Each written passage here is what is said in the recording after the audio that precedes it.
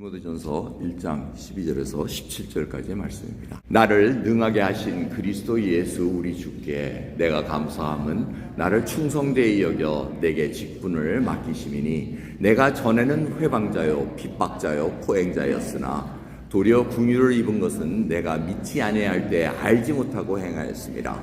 우리 주의 은혜가 그리스도 예수 안에 있는 믿음과 사랑과 함께 넘치도록 풍성하였도다. 미쁘다 모든 사람이 받을 만한 이 말이요 그리스도 예수께서 죄인을 구원하시려고 세상에 임하셨다 하였도다. 죄인 중에 내가 괴순이라. 그러나 내가 긍휼을 입은 까닭은 예수 그리스도께서 내게 먼저 1절 오래 참으심을 보이사 후에 주를 믿어 영생 얻는 자들에게 본이 되게 하려 하심이니라. 만세의 왕 곧 썩지 아니하고 보이지 아니하고 홀로 하나이신 하나님께 존귀와 영광이 세세토록 있을지어다. 아멘. 오늘 말씀은 디모데 전서입니다. 디모데 전서는 목회 서신서입니다. 사도 바울이 나이가 좀 많을 때입니다. 거의 사역의 마지막 끝 단계쯤 돼가지고 지금 이 서신서를 쓰고 있습니다. 그러면서 이 디모데는 사도 바울이 낳은 아들이라고 얘기합니다. 영적인 아들입니다. 그래서 에베소 교회에 떨어뜨려가지고 그 교회를 잘 세울 수 있게끔 지금 부탁을 하면서 이렇게 편지를 쓰고 있습니다.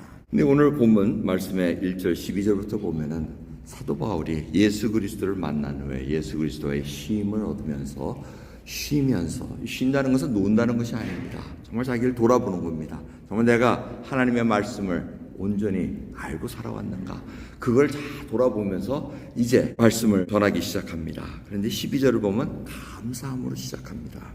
보면은 뭐라고 이렇게 기록이 되어 있습니까? 1장 12절을 보시면 나를 능하게 하신 그리스도 예수 주께 내가 감사함은 하고 이렇게 시작합니다.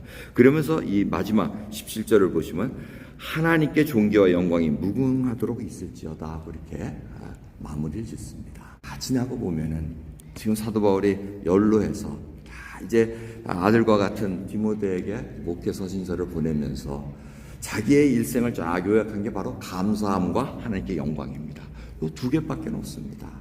여러분 오늘 이 시간 여러분의 인생을 한번 쫙 돌아보면서 내가 뭐 공력을 내세우는 게 아니고 정말 하나님께 여기까지 나에게 인도해 주시는 데 감사드리고 오늘 이 모든 것들이 다 마무리 질때라도 하나님께 영광 돌리기를 소원합니다. 하나님만 영광 받아주옵소서. 이 고백으로 맺음이 있어야 된다는 것입니다.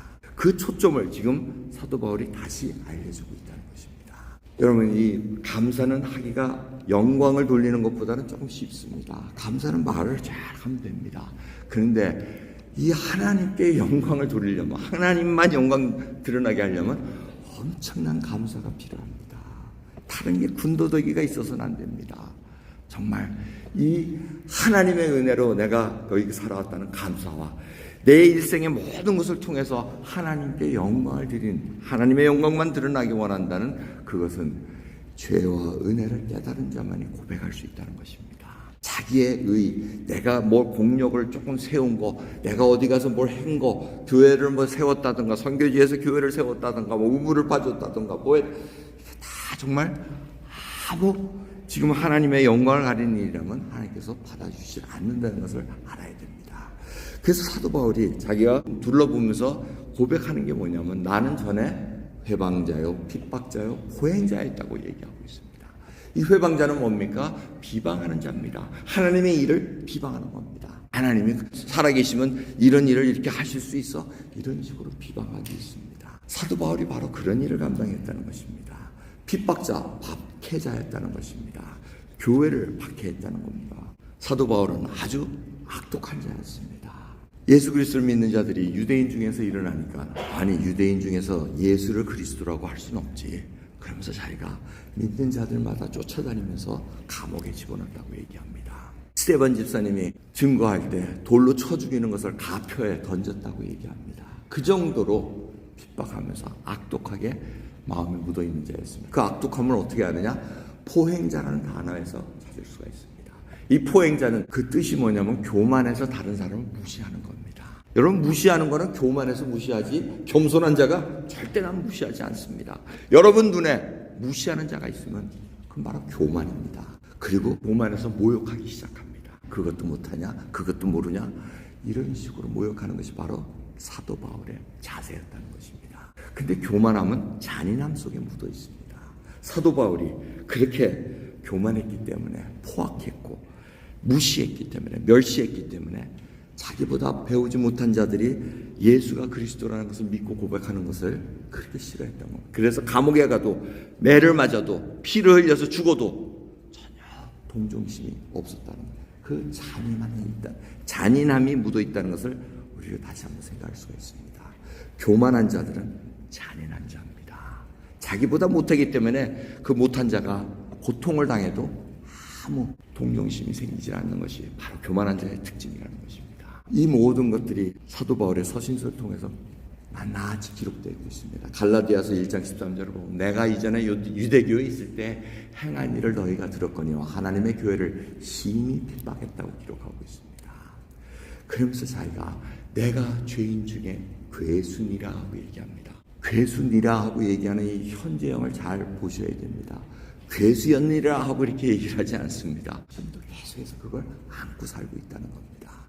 사실은 우리가 예수 그리스도를 믿은 다음에 구원을 얻고 정말 죄인이었습니다, 이렇게 하고 죄인입니다 하고 계속해서 나갑니다. 왜? 새 사람으로 인해서 이 죄인 것을 우리가 절제하면서 묻고 나가는 것이지 완전히 죄인이 의인으로 변하지 않는다는 겁니다. 하나님께서 땅땅땅 쳐주니까 의인이라고 여겼기 때문에 그렇게 해주시는 거지 우리가 변하지는 않았다는 겁니다. 사도 바울은 그것을 알았기에 내가 죄인 중에 지금 두목인이라 하고 계속해서 그 모습을 알려주고 있다는 것입니다. 그 얘기는 뭡니까? 나 지금 못난 사람입니다. 그거 계속해서 저는 회방자였고 핍박자고 포행자였다는 것을 내가 지금 안고 삽니다. 하지만 하나님의 은혜로 살았다는 것을 이제 고백을 한다는 겁니다. 내가 긍휼을 입었다고 고백합니다. 용서함을 받은 죄인이 정말 하나님의 긍휼이 필요한 것을 예수 그리스도를 만난 후에 알았다는 것입니다. 이것이 예수 그리스도로부터 내가 어떤 자였다는 것을 알게 됐다는 것을 알려줍니다. 그래서 이 긍휼을 받았다는 것, 하나님으로부터 긍휼을 받았다는 것은 사도 바울이 어떻게 고백합니까? 믿지 아니할 때 내가 알지 못하고 행했다고 얘기합니다. 사도 바울이 몰랐다는 겁니다. 우리가 예수 그리스도를 모르기 때문에 우리가 마음대로 행했던 것, 그걸 하나님께서 용서해 주셨다는 것입니다. 하지만 모든 죄가 다 용서를 하지만 익세 원죄라 그랬습니다. 성령을 회방하는 죄는 사하심을 받을 수가 없다는, 이 성령을 회방하는 게 뭡니까? 하나님이 하시는 일임에도 불구하고 그것을 의도적으로 비방하고 무시하는 겁니다. 바리새인이 바로 그 일을 했습니다. 예수님께서 귀신을 쫓아내면 바로 성령이 임해서 하나님의 나라가 임한 것이고 메시아가 임했다는 것을 알매도 불구하고 그들은 고의적으로 무시해버립니다. 자기가 가진 기득권이 너무 많아서, 자기가 갖고 있는 지위와 재물이 너무 많아서 그거 놓칠까봐 놓치지 못합니다. 주님께서는 그 경고를 하고 나머지 죄는 다 용서받을 수 있다고 얘기하십니다. 그리고 이 긍휼함은 쫄쫄 흘리는 시냇물 같은 긍휼함이 아니라 은혜가 넘치도록 풍성했다고 얘기합니다. 근데 그 은혜가 믿음과 사랑과 함께 풍성하게 부어주신다고 얘기합니다. 여러분, 이 긍휼은 어떠한 죄든지 다 녹여낸다는 겁니다. 그러면서 그 속에 믿음과 사랑을 부어주셔서 이 세 사람이 예수 그리스도로 말미암아 이 거듭난 양이 믿음과 사랑으로 긍휼함을 받고 하나님 앞에 죄인된 모습에서 이제는 의인이라고 칭함을 받는 자로서 움직이고 있다는 것입니다.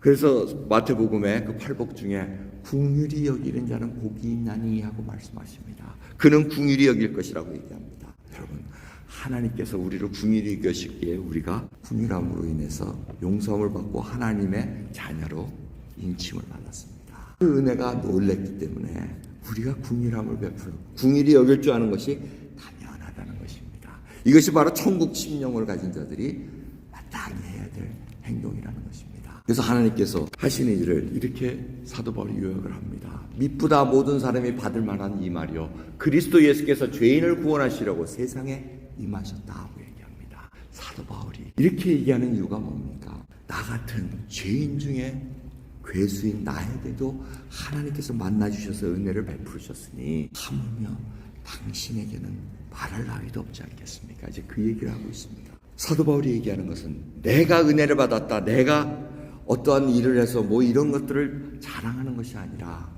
나는 죄인입니다. 그런데 나 같은 포행자고 악행자에게도 하나님께서 은혜를 베푸셔서 구원을 베푸셨으니 다른 분들은 말할 나이가 없습니다 하고 얘기를 합니다.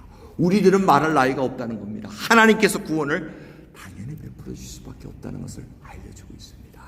여기서 중요한 것은 나의 신앙의 성장은 감동에 기초하기보다는 사실에 기초해서 자라나야 된다는 것을 알아야 된다는 것입니다. 자, 1번, 2번 이렇게 제가 스테이트먼트를 드립니다. 하나님이 나를 구원하셨습니다. 예수 그리스도께서 나를 위해 죽으셨습니다. 요거하고 두 번째, 하나님이 죄인을 위하여 예수 그리스도를 죽이셨습니다. 그리고 우리가 구원을 얻었습니다 하면은 어느 쪽이 더 감동스럽습니까? 여러분들 속에는 1번이 더 감동스러울 거예요. 그죠? 나를 위해서 죽으셨으니. 그런데 이거는 감동에 가지고 자기의 거기에 기초해서 감동받는 거에 기초해서 지금 신앙이 자라가고 있는 것이지 팩트에 가지고 하나님의 말씀에 기초해서 자라는 것은 아니라는 것입니다. 그래서 보십시오. 미쁘다 모든 사람이 받을 만한 이 말이요 그리스도 예수께서 죄인을 구원하시라고 세상에 임하셨다고 얘기합니다. 사도 바울은 누구 개개인을 위해서 얘기했다고 얘기하지 않습니다. 죄인이라고 얘기합니다.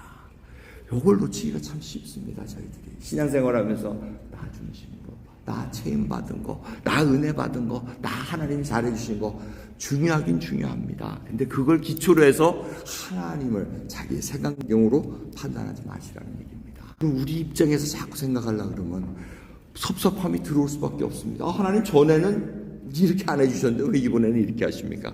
이렇게 될 수밖에 없습니다.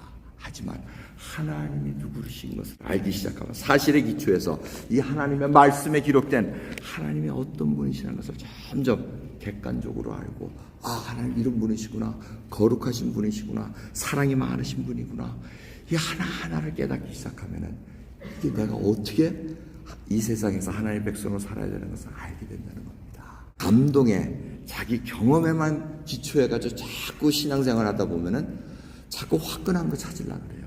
마음에 무슨 이게 막 뜨거운 게 없으면은 이거 밋밋해서 그 교회 안 되겠네. 그런 거 찾아서 다닙니다. 그게 아니고 정말 하나님께서 이 죄인을 구원코자 한 그 믿음 속에서 내가 어떻게 그 사실을 알고 객관적으로 하나님의 말씀에 근거해서 내가 신앙이 자라고 있는가 한번 살펴보시기 바랍니다.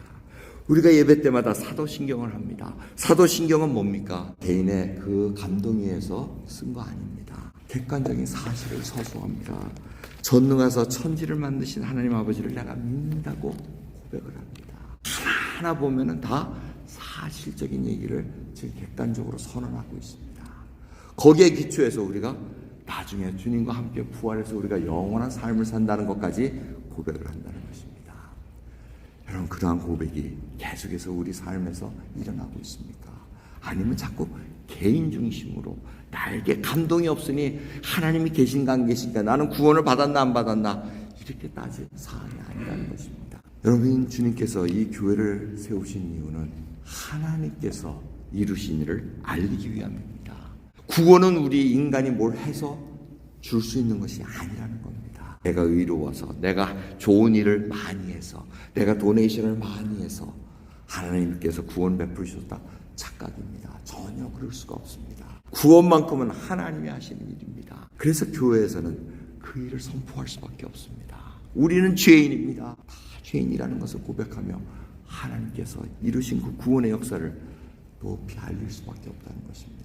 그래서 사도 바울이 16절에 이 얘기를 고백합니다. 그러나 내가 궁유를 입은 까닭은 예수 그리스도께서 내게 먼저 1절 오래 참으심을 보이사 후에 주를 믿어 영생 얻는 자들에게 본이 되게 하려 하심이라고 얘기합니다.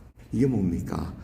죄인 중에 괴수인 내가 하나님께서 오래 참았다는 건 뭡니까? 당장 그런 악한 자를 하나님께서 심판하실 수 있다는 겁니다. 그냥 죽일 수도 있는데 그렇게 안 하셨다는 겁니다.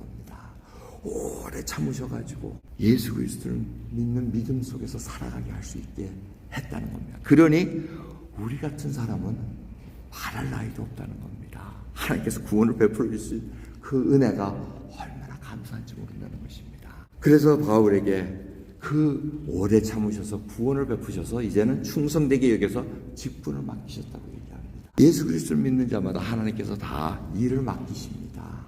나하고 같이 일하자. 하나님의 그 추수밭에서 같이 일하는 일꾼들을 얘기하는데 그 일을 위해서 인내해야 되고 궁유를 베풀어야 되고 사랑을 드러내야 된다고 말씀하고 계십니다. 예수 그리스도를 삶에서 드러내는 것이 바로 구원받은 자들이 나를 구원해 주신 것을 감격해서 하나님 앞에 이제는 죄인을 구원하신 그 놀라운 은혜를 만방에 선포하는 일을 감당할 수 있다는 것입니다. 사도 바울은 그것을 전해주고 있습니다. 마지막으로 사도 바울이 이제 로마 법정에 서기 전에 이스라엘에 몇 년 동안 감옥에 갇혀 있습니다. 총독이 바뀝니다. 그리고 26장 23절부터 쭉 읽어보시면은 사도 바울이 뭘 고백하는가 볼 수가 있습니다. 전절을 보면 똑같습니다. 곧 그리스도가 고난을 받으실 것과 죽은 자 가운데서 먼저 다시 살아나사 이스라엘과 이방인들에게 빛을 선전하게 하리라 함이니이다. 이렇게 하고 자기 간증을 합니다. 그러니까 새로운 총독이 뭐라 그럽니까? 크게 소리질러 가로되 바울아 내가 미쳤도다. 네 학문이 네가 미치게 했구나 하고 이렇게 얘기합니다. 근데 사도 바울이 뭐라 그럽니까? 아닙니다. 정신 차린 말입니다. 이렇게 얘기합니다. 여러분 사도 바울의 과거 같았으면은 과거의 성향 같았으면 어때? 아이고 들으니까 듣지도 않는군요. 그만두십시다 하고 이렇게 하질 않습니다. 끝까지 온유함으로 진리를 받은 자로서 그 진리를 드러내기 위해서 애를 쓰고 있습니다. 그리고 아그리파 분봉왕이 옆에 있다가 바울더러 이르다 내가 적은 말로 나를 권하여 그리스도인이 되게 하려냐 이렇게 얘기합니다. 아니 이 적은 말이라는 게 뭐냐? 아니 그렇게 쉬운 얘기로 내가 그리스도인 될 것 같아? 이런 얘기를 합니다. 이 얘기는 뭡니까? 복음은 심플했다는 겁니다. 아그리파 왕이 들어보니까 너무 심플해요. 아니 그 예수 그리스도가 죄인을 위해서 죽었다고? 그리고 그분을 믿으면은 영생을 얻고 구원을 얻는 것이라고 말도 안 되는 소리 하고 이렇게 거절을 해버렸다는 겁니다. 오만하다는 게 그대로 드러납니다. 하지만 사도 바울이 성내지 아니합니다. 뭐라고 얘기합니까? 바울이 가로되 말이 적으나 많으나 당신뿐 아니라 오늘 내 말을 듣는 모든 사람도 다 이렇게 결박한 것 외에는 나와 같이 되기를 하나님께 원하나이다 하고 이렇게 얘기합니다. 놀라운 말씀입니다. 자기가 지금 억압받고 고통 중에 있으면 불평이 나와야 되고 하나님 예수 그리스도를 증거하고 싶지 않을에도 불구하고 그러지 않는다는 겁니다. 결박된 것 외에는 다 나와 같이 되기를 원합니다.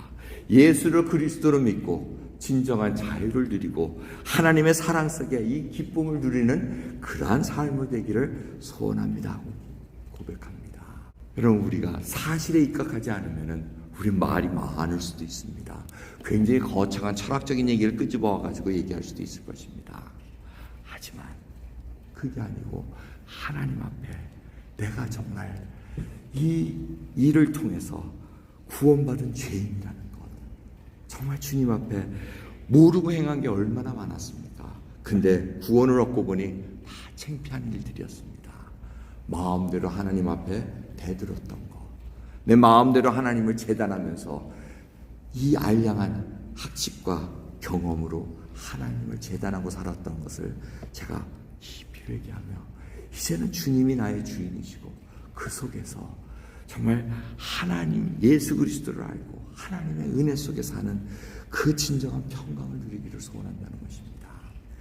여러분 예레미야 애가를 이번 주 저희들이 쭉 묵상하고 있는데 정말 그 큐티를 통해서 앞으로 다가올 심판에 대한 것을 다시 한번 생각해 보시기 바랍니다. 심판은 누구도 피할 수 없습니다. 그런데 하나님의 백성들은 하나님께서 붙들어 주시고 하나님을 바라볼 수 있는 믿음의 눈을 열게 해주신다고 약속하고 계십니다. 오늘 이 귀한 시간 예배드리는 자, 내가 복음을 어떻게 선포하고 다니는가, 내 삶을 통해서 예수 그리스도가 드러나는가 다시 한번 살펴보는 저와 여러분 되기를 간절히 소원합니다. 기도하겠습니다. 하나님 감사합니다. 진정 저희 믿음의 기초는 어디에 근거한 것입니까? 예수님께서 죄인을 위해서 이 땅에 십자가에 돌아가셔서 그 속에 저희도 포함되어 있었나이다. 주여 오늘 하루하루의 삶이 이제는 말씀 속에서 계속해서 하나님이 누구신 것을 알기를 소원하고 함께 살아감으로 말미암아 모든 것을 견뎌낼 수 있는 믿음의 사람으로 붙들어 주옵소서. 감사드리며 우리 예수 그리스도의 이름으로 기도드리옵나이다. 아멘.